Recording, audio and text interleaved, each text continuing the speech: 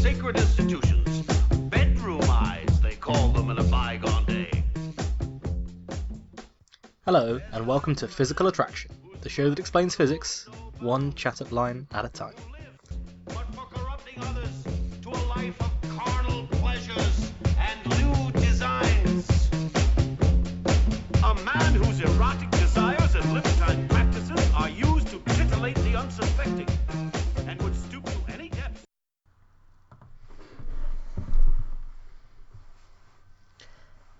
Hello, and welcome to Physical Attraction. We are the show that explains physics one chat-up line at a time, and today we have a special interview episode. This is the first part of my interview with Dr. Rafael Alves-Batista. After gaining his PhD in physics from the University of Hamburg, Rafa came to the UK for a postdoctoral research position in Oxford, which is where we first met. He supervised my master's project, and it was a lot of fun working with him. Rafa studies cosmic rays, cosmology, fine-tuning, cosmic magnetic fields, dark matter, astrobiology, and in general, most things astrophysics he'll be able to tell you about. In this first part of our discussion, we talk about cosmic rays. What are they, and what can they tell us about the universe? We also discuss the Multiverse Theory and the Entropic Principle. It was a fun conversation, so I hope you enjoy. Rafa, thanks for joining us on the show. So first off, I wanted to ask a little bit about your background. How did you first get interested in science? And if you wanted to talk about some of your experiences through undergrad and postgrad, that would be really interesting. Okay, so since I was a child, I've always been curious about the universe and everything. And I clearly remember an episode, I think it was in 2003, maybe 2001, when there was an approximation of the planet Mars. And at that time, I heard about this approximation and I became very curious about astronomy and these kind of things. And I asked my parents to buy me a telescope. And of course, they said no, because it's very expensive. Absolutely. So I just got a very cheap binocular. I went to my backyard and I did this observation of Mars, which was not something very exciting. It's just a point in the, I could just see a point in the sky because the binoculars were very bad. Mm-hmm. But anyways, this is what actually triggered my interest in science at that time. I've always liked everything, but I didn't know that I liked physics or astronomy. I didn't know exactly what I liked.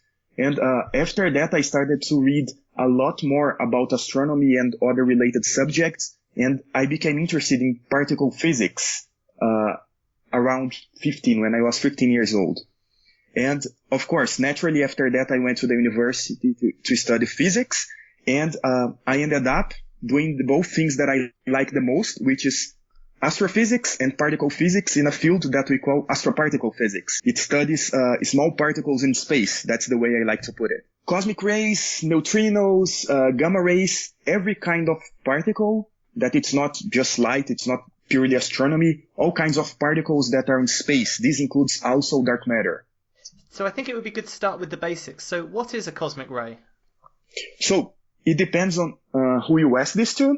So if you ask me what a cosmic ray is, I would say that it's charged particles. It can be atoms that don't have, no longer have electrons around them. So they are essentially just ions that propagate from their sources to Earth. So the sun produces a lot of atoms, a lot of cosmic rays, and the sun strips these cosmic rays of their electrons. And these atomic nuclei, they are transported from the sun to Earth. It turns out that these cosmic rays, when they get to Earth, because they are charged particles, they interact with the atmosphere, right? And they tend to penetrate the Earth's atmosphere in the North Pole or the South Pole, depending on the charge of the particle, because that's where the magnetic poles of the Earth's magnetic field is. Okay, so if you ask me, cosmic rays are charged particles that come from space to Earth. Okay, and they're sort of responsible for the aurora borealis and so on in the north and the southern hemispheres. Exactly. And that is the effect. We talked about it in an earlier episode, that when charged particles are accelerated, so listeners to the show will remember the unusually hot radiation episode, when charged particles are accelerated by electric or magnetic fields, they release radiation, and this radiation, as it applies to cosmic rays, are what cause the northern lights and things like this. In the study of cosmic rays, what can they be used for? What can they tell us about the rest of the world that we can't find out by looking at, say, light? just a quick addition here.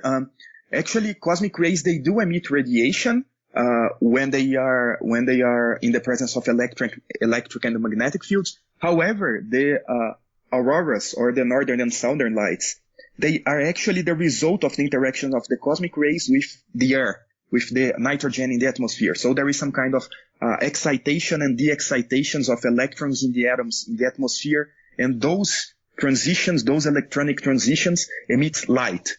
And this light is actually what causes the color of the lights. So it's actually the atmosphere itself that's being excited by the cosmic rays and then de-excites spontaneously. Right, I didn't know that. Exactly. So it's a combination of many facts, of course, but this is what determines the color of the northern or southern lights. Yes, it's all set by the energy levels in the atoms of nitrogen. Exactly. And that's why most of them are green. Most of the lights are green. However, we do see sometimes red or some kind more pinkish or purplish. It depends on which kind of molecule in the atmosphere is being excited.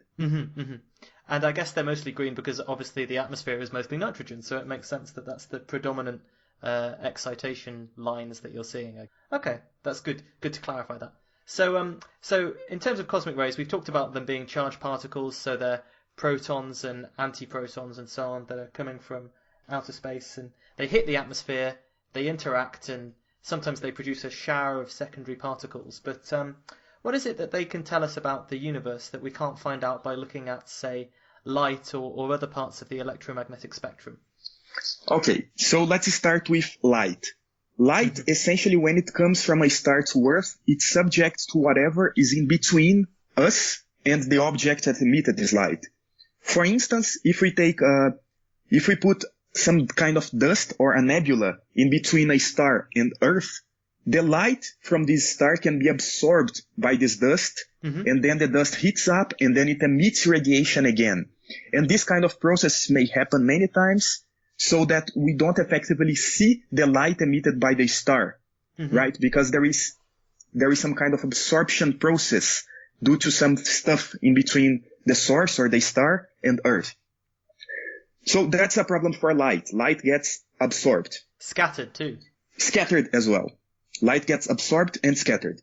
Second, we can use other kind of messengers. So let's essentially, when I say other kinds of messenger, let's say light again, but in another frequency. So if you go to gamma rays, for example, gamma rays are essentially just light with with a lot of energy. So very high frequency light. Gamma rays, they can interact, they can propagate in space, and they interact depending on what is in between, less with this dust and other things than the optical light or the infrared light. So gamma rays, they might bring complementary information that normal optical light could not bring in principle. The same goes for radio, but in the case of radio, it's longer wavelengths. And for infrared as well, so each wavelength, it brings a specific kind of information that the other wavelength could not bring us. Right. That's the case for light. We can use other messengers. So if we want to study processes that are very energetic happening in objects such as the core of distant galaxies, energetic objects such as neutron stars, for example, or pulsars, we can use other messengers such as cosmic rays, for example. However, we could think of using cosmic rays. However, cosmic rays are not really that good of a messenger in the sense that they don't tell you where the source is. So what you actually see, being here, standing here at Earth, you see a lot of cosmic rays coming from different directions. However, as I said, cosmic rays are charged particles, and being charged, they get deflected by magnetic fields. And because the magnetic fields pervade the whole universe, so there are magnetic fields in the galaxy, there are magnetic fields outside the galaxy, there are magnetic fields in large groups of galaxies.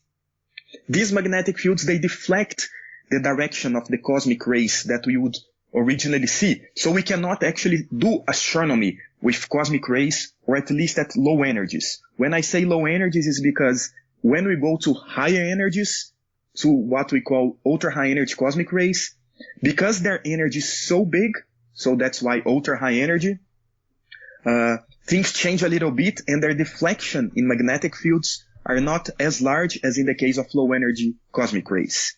I'll get back to the ultra high energy cosmic rays later. But these cosmic rays, they can actually bring us information about the overall distribution of sources in the galaxy. If we look at the spectrum of cosmic rays, there is what we call galactic cosmic rays, which is essentially the stacked contribution of all kinds of sources that emitted cosmic rays across the history of the galaxy and in the whole galaxy. And this is just within our galaxy. They're not coming from other galaxies.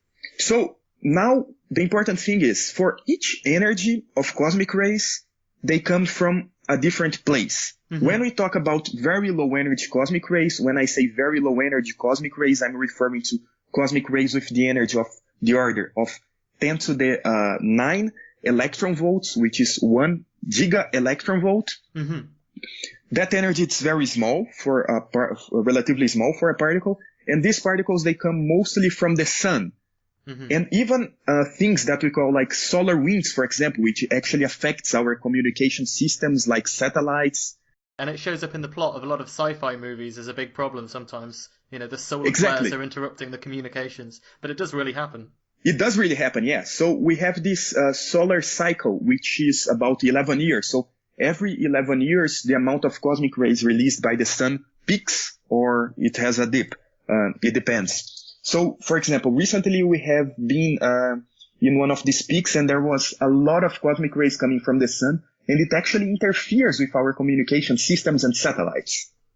And it interferes with the climate as well in some ways. It used to be thought that cosmic rays might be responsible for some of the climate change that we'd seen, but since then we've moved out of that cycle and people have sort of decided that actually the effect they have is quite small. But it's the influence they can have on cloud formation was an area of research for a while, wasn't it? It still is. Yeah. It still is. Yeah. So cosmic rays, they can actually interact with the clouds, and they might be responsible for lightning, for example, because we don't know the underlying mechanism behind lightning. No, it's still a mystery, isn't it? It's still a mystery. Yeah. Something as simple as lightning. We don't know what's the origin. Mm-hmm. And some people postulate it's cosmic rays. However, I wouldn't go so far as to say that cosmic rays are responsible for climate change. No. I know that some people are effectively working on that at the moment, but I wouldn't go so far as to say that. I think that's a very strong argument. There are some correlations though. Mm-hmm. You can correlate climate changes with cloud coverage. So just, the fraction of Earth that it's covered by clouds, and you can correlate that with the flux, so the amount of cosmic rays arriving at Earth at a given time, and you can see that there is a relatively strong correlation between these two quantities.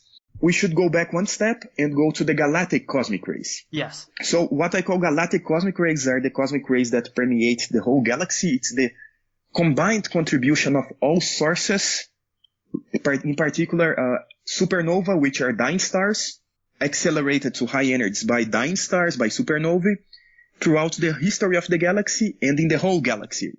And these cosmic rays, they have energy slightly higher than the energy of the cosmic rays coming from the sun. So their energy is typically larger than, let's say, 10 to the 11, 10 to the 12 electron volts. Mm-hmm.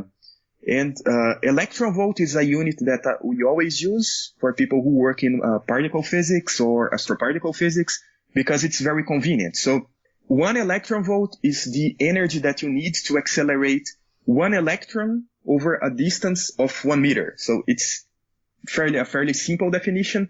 But if you go to very high energies, for example, we are talking about, when I say very high energies, the ultra high energy cosmic rays that that we'll be back to later, they have energies of the order of 10 to the 18, 10 to the 20 electron volts, which is essentially the energy that a tennis ball at 120 kilometers per hour has. Yes. So we should say a few things in terms of this electron volt scale to help people to understand. So in terms of scale, a few electron volts is the energy of an individual photon of visible light. So one particle of individual visible light might have an energy of a few electron volts. Then we know from Einstein that E equals mc squared. So the energy that's contained in a certain mass is equivalent to the mass of the object multiplied by the speed of light squared. And that means that very light particles, like electrons, you can express their energies in terms of their mass in units of electron volts. And then you get that the electron is about 500,000 electron volts heavy. So the electron has a mass of around 500,000 electron volts in energy units. And then, as you just said, when you get up to 10 to the 18, 10 to the 19 electron volts, that's when we get into the scale of joules, which is our more familiar unit of energy for objects that are like the ones we interact with in the real world. So, joules are the units that you'd measure kinetic energy of big objects in. They're the sort of, a joule is about the energy it takes to lift an apple by a meter. So that's the sort of scale of energy that we talk about. And when you think about the idea of 10 to the 18, 10 to the 19, 10 to the 20 electron volts, all crammed into one tiny subatomic particle, it's crazy really, because you're thinking about a proton or an electron perhaps that is having energies equivalent to an entire apple being lifted off the floor. So it's quite astonishing energies that these ultra-high energy cosmic rays can get to. We have cosmic rays coming from the sun, which have energies around 10 to the 9 electron volts, so 10 to the power 9 or 1 giga electron volts. Mm-hmm. We have cosmic rays coming from stars in the galaxy, their overall contribution from dying stars in the galaxy, from supernovae, their overall contribution to what we call the energy spectrum of the cosmic rays, which is the amount of cosmic rays arriving per unit area, per unit time. These galactic cosmic rays, they have energies between 10 to the 12 and 10 to the maybe 16 electron volts, and they come from supernovae mostly. And going back to your original question, that was, what do cosmic rays, which kind of information can we get from cosmic rays that light, for example, couldn't bring us? Mm-hmm. Cosmic rays, because they are produced in very energetic processes, so we are talking about dying stars, that's a very energetic process. Mm-hmm. They tell us what is happening with the star when the star dies. Mm-hmm. Which kind of process? So when the star dies, it emits a shock wave that accelerates its material to very high energies. Mm-hmm. And because its material is mostly composed of atoms that are stripped of their electrons, so that's essentially ions, which are the cosmic rays. They give a lot of energy to the cosmic rays, and they accelerate the cosmic rays, and the amount of energy of cosmic rays, as well as their nature, meaning their composition, if they are hydrogen or helium or ions, the amount of energy and their composition tells us the process and the nature of this very energetic process in the galaxy, which are the supernovae. So, summarizing this part, supernovae emit cosmic rays, they accelerate cosmic rays to high energies, and they give rise to what we call galactic cosmic rays, which have energies between 10 to the 10 and 10 to the 15 or 10 to the 16, depends who you ask, electron volts. These cosmic rays, they bring us information additional to light, because light just tells us whether the star is bright or not now. So when there is a supernova, there is a point in the sky that becomes very bright for a few months, and then it just fades out. But the cosmic rays, they keep arriving, and they bring us information from the inside of the star. So we can just infer what's going on with the star based on which kind of cosmic ray and the energy of the cosmic ray that we detect on Earth. Mm-hmm. So these wandering messengers, they can't tell us too much about the direction that things are coming from, but we can look at them and say, whatever process is going on when the star dies must produce this kind of particle, and this kind of particle has these sort of levels of energy. And so it allows us to apply the laws of physics which we've worked out on Earth and try and figure out how they might apply to these very energetic processes that are happening when stars are being born and dying. Exactly. So I think one of the next things we want to talk about is what's been called the fine-tuning problem. Basically, one of the things that I've always found astounding about physics is that we sit here on Earth, and our Earth is in a very specific place in the universe, and it's in a very specific time in the universe. And all we really have to go on are looking at light electromagnetic radiation and the cosmic rays that we see from outer space and things of this nature. But from that, we've been able to apply the laws of physics and infer all kinds of things about cosmology, which is the history of the origin and the evolution of the universe as a whole. So we can make quite profound statements about how the universe began and what it must be made of just from the things we can see on Earth. But one of the biggest problems that is still outstanding in cosmology, I think, is the so-called fine-tuning problem. So, just briefly, could you explain what this is and why it's such an issue for physicists? It's hard to define the fine-tuning problem. Mm-hmm. Putting it in simple words, so the problem with the fine-tuning problem is that there are many definitions for fine-tuning. Mm-hmm. I'll just try to combine them all within a simple definition now. So a system is fine-tuned if there is a combination of parameters or initial conditions. So, for example, if you are skiing, depending on where you start in the slope of the hill when you are skiing, that will tell you your final velocity, your final speed. So that's a fine-tuning problem. In order to get, if you see someone at very high speed, and you know this person couldn't have any kind of acceleration, this person is just going downhill, and this person is going very fast, the slope up there where this person started was very steep there. Otherwise, the person couldn't get to that speed. So you look at the final conditions and you say, right, there must have been very carefully selected initial conditions so that this skier has managed to get to the speed they've got to, but they've chosen their direction so they won't crash into a tree, and they've chosen their starting position so that they can accelerate to the speeds that they've got to on, say, the black run of a ski slope. Yes, exactly. So it's a problem of looking at the final conditions and asking, what are the initial conditions that would lead to this final result?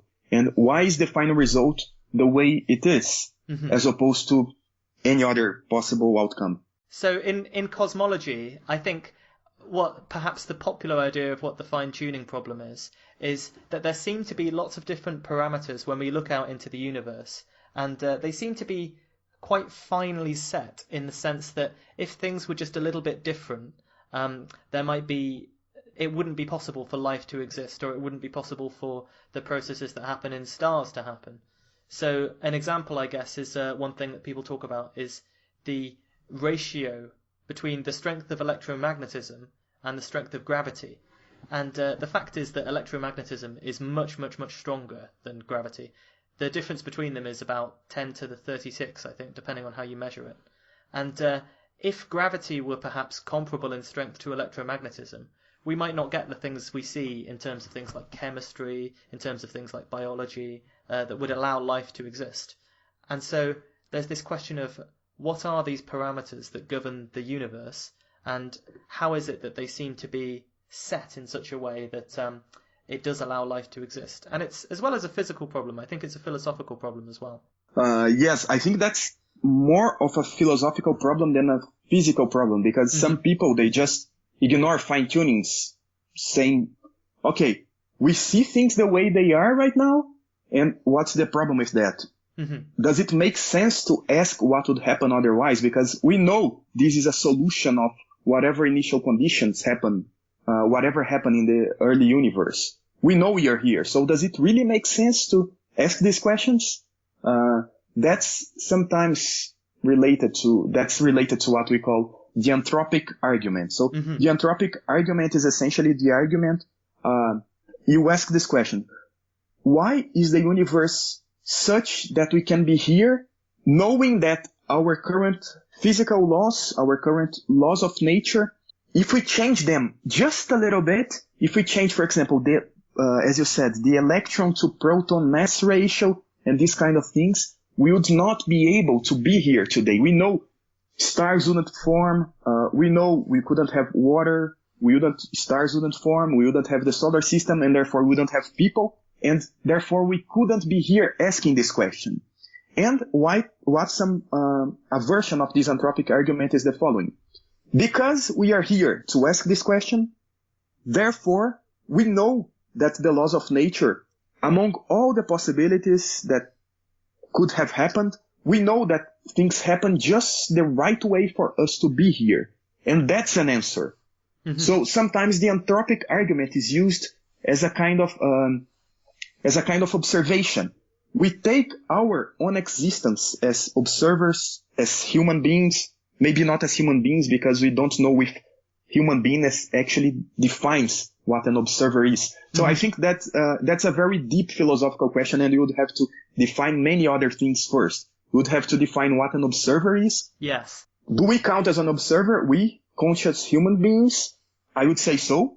do ants count as observers? Do fish count as observers? What is really an observer? That also relates to the question. If there is a tree falling in a forest that there is no one there to see, does this tree really fall? So if we, people, conscious beings, are there to see this tree falling, we can state, yes, the tree is falling, or no, the tree did not fall. If there is a fish there, I don't think the fish should be able to make these kind of statements, considering that the fish doesn't have conscious, or so we think. But what we're saying with the anthropic principle is this idea that, of course, you're going to look around and say, the universe seems built to have me in it, because if it didn't seem built to have you in it, then you wouldn't exist at all. There's a Douglas Adams quote that expresses this sort of quite vaguely but quite well. He says, imagine a puddle waking up one morning and thinking, this is an interesting world I find myself in, an interesting hole I find myself in. Fits me rather neatly, doesn't it? In fact, it fits me staggeringly well. It must have been made to have me in it. And this is the sort of idea of the anthropic principle, as in the only worlds that any observers will ever look and see will be suited to those observers, because there's no way that an observer could look and see a world and say, I can't exist in this world. That's just not how it works. And so in some ways it seems a little bit circular, but in other ways I guess maybe it might give you some philosophical comfort towards the other possible implications of looking around and seeing a world that seems quite suited to have you in it.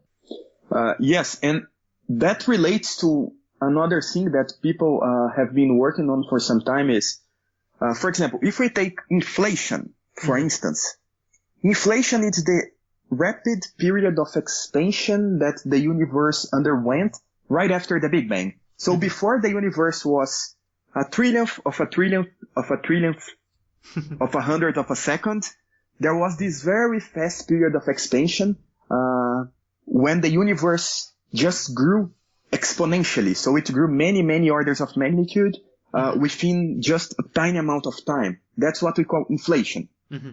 Inflation is essentially the process that rolls, that essentially, it's just the coin tossing process for some of the physics that we have today. Because inflation provides the initial conditions for many of the things that we observe today. So if inflation is just the coin tossing process, inflation actually determines all the outcomes. But inflation could have been different. And there are many other possible outcomes. How do we put a measure in these outcomes? When we have, for example, a box, we started drawing, let's suppose we have a box with balls, red, green, and blue. If we start drawing red balls or green balls from there and we never draw a blue ball, we start questioning, why is that we never draw a blue ball from this box? There is some kind of initial condition process. Why, for example, the box might be in such a way that all the blue balls are in the bottom layer of the box. So that we can't reach them. You can't reach them. Exactly. So that's one kind of initial condition problem. That explains why we don't get the blue balls when we want to get them. And inflation is essentially the same process. Inflation determines the initial conditions of the universe and their outcomes. But we want to put a measure. If we never get a blue ball, how can we be sure? If you know that there are 3 balls, green, red, and blue, you can say, well, I got a red one. There was a 1/3 probability that I will get a red one, right? And if you draw many balls and there is never a blue, you start to question whether there is really a blue ball there. So correct me if I'm wrong, what we're trying to do is sort of understand the process of inflation and how it works and how it's led to the initial conditions that have allowed our universe to exist. And we want to find some way of understanding the mathematics and the physics behind inflation so that we can finally say, actually, some outcomes are more likely than others. And maybe it turns out that universes that look like ours are much more likely than universes that look like, some sort of different system where the ratios of all these numbers are off and life and chemistry as we know it can't exist. Is that the sort of fine-tuning investigation that they're doing into inflation? Yes, this is a kind of fine-tuning investigation in inflation. But going back to the balls and box analogy, so we need to know that there are 3 colors of balls. If we just get 2 colors of balls, we cannot have a proper measure to calculate probabilities. So in order to ask the question, what's the probability that we find ourselves here as observers among all possible outcomes of the initial conditions in the universe? What's the probability? How small is our parameter space for us to find ourselves here right now. And in order to do that, we need to have a measure, to put a measure on the initial conditions, but we don't have that. There is no way to put a measure because, we cannot go there. There is no way of putting a measure there. And therefore, from my perspective, it's hard to answer this question when you cannot put a measure, whereby this question I'm referring to the question, why are we here? Why do we find ourselves here in this particular outcome? I see what you mean. So you're saying we don't even really know what the range of possible outcomes is. And so it's almost impossible to say, yes, it's very likely that we ended up in a universe like this, or no, it's not likely that we ended up in a universe like this, and we're in some way lucky, because we just don't know what the full range of possible universes are. Exactly, yes. And that's why some people have been recently postulating the existence of a multiverse of universes, whereby multiverse I'm referring to a collection of many universes, and some of these universes, they may have different physical laws, so the initial conditions, so the coin tossing process by inflation in the beginning of the universe would generate different outcomes. And if you average over all these many universes that compose the multiverse, then you can actually have a measure, because that's your box. You have opened your box, you know everything that it's inside. You know how many of each ball you had. Yes. But at the moment, we're just looking from the perspective. We're like one ball trying to figure out what all the other balls look like. Exactly. And that's when physics meets metaphysics, because, okay, we can say that it's fair from the mathematical point of view to assume, to postulate a multiverse of universes, each with their different set of physical laws, different different realizations of the same initial conditions, these kind of things. However, it's fair to ask that question, but if we cannot test it, is that really physics? Yeah, or not? That's what I've always found to be the absolutely fascinating question, and it moves more into the philosophy of science, I guess, because there are people like Karl Popper who will talk about falsifiability being a necessary part of science. And so I guess the idea there is that if you have a hypothesis, if you have an idea, but there's no way of proving whether it's correct or incorrect through experiment or observation or otherwise, then it doesn't really fall into the realms of science. And I guess there's a fear with multiverse theory that physicists and theoretical physicists and mathematicians can draw up equations, and they can draw up equations that are consistent and that produce features of the universe around us when you solve them. But in some ways, if they can't test which of these theories is correct, it's difficult to say that it's actually physics and not just sort of abstract mathematics. So I guess what I'd like to ask is there any multiverse theory that allows us to see evidence that it exists? I'm not talking about ways of getting through to another universe, but are there any multiverse theories out there where we can observe or infer that other universes might exist? Yes. Okay. There is actually a classification of multiverses. So, in principle, you can say, okay, the Big Bang happened, and there is what we call nowadays the Hubble horizon, or the observable universe, which is essentially the maximum distance that we can observe. We cannot observe anything beyond that. However, the universe might keep going after that. So that's a kind of multiverse. There is another kind of multiverse in which these inflation processes, it occurs many times, and producing different universes that sometimes they might touch each other. When they touch each other, they leave some kind of imprint in the distribution of the cosmic microwave background, or so some people claim. Yeah. There are many problems with this argument. This only works for a very particular set or very particular definition of multiverse. You need to have the right kind of multiverse. You need to find yourself in one of the multiverses that have cosmic microwave background, which is probably most of them, if you assume that there is a similar kind of physical laws. However, you don't know how the physical laws are in those universes. But the main problem with that is that you are trying to falsify a multiverse theory.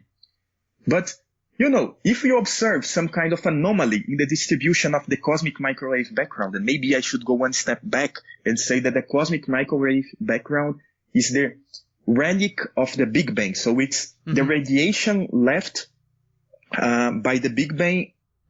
So there were lots of photons and there were lots of electrons, and they were all free particles, and they were kind of scattering off each other constantly, and they were all in thermal equilibrium, because it's like when you have gas molecules in a box exchanging energy with each other, they all end up having this same distribution of energy because they're constantly interacting. And then at some point the universe expanded and light stopped interacting with matter in the same way. That's kind of what happened. And the light that was left behind from that era is this relic radiation. And since then, the universe has cooled down a lot, it's expanded, and the wavelength of that light has expanded, and now it's in the sort of microwave sector. So throughout the entire universe, there's this background radiation that comes from a much, much earlier era of the universe. And physicists love to probe it because it's got lots of information about what the distribution of stuff was. So it's a bit lumpy in some parts, and that indicates that way back when it was formed, there was a little bit more matter over here, a little bit less over here, that kind of thing. But you're saying that there could be, if there was evidence for a multiverse, it might show up in this touching of universes that might leave some sort of imprint on the cosmic microwave background. Yes. The problem with that argument is the following. If you see an anomaly in the distribution of the cosmic microwave background, these might have tons of possible explanations. You don't know which explanation is the right one, and there is no way to falsify the multiverse explanation in this case. I see, right. I remember they thought they'd found gravitational waves by looking at the cosmic microwave background a few years ago, but it turned out it was just dust, because there's all kinds of things that can affect this microwave background, and it worked out that actually what they'd seen was an evidence that it had been scattered by dust and not gravitational waves after all.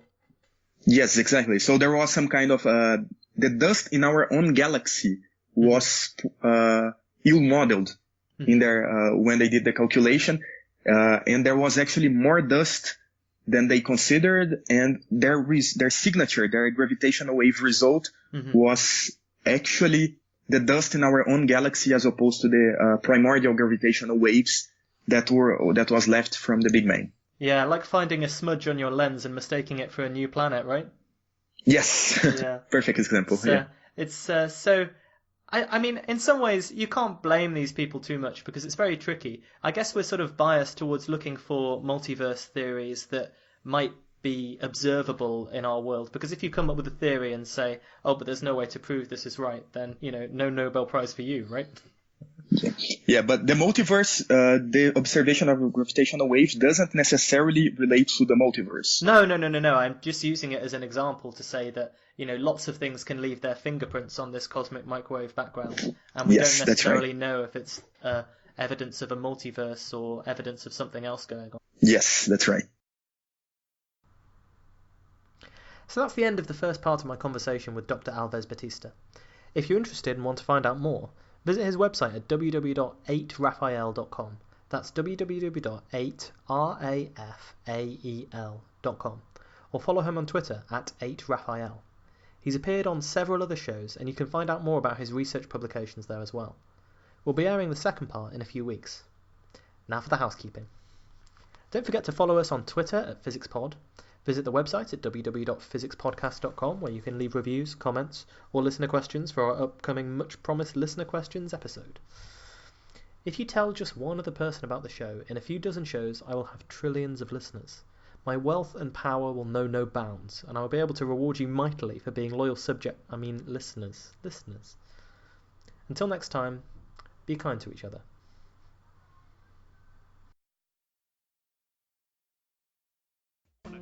Tastes. A Marquis de Sade would have regarded as a peer.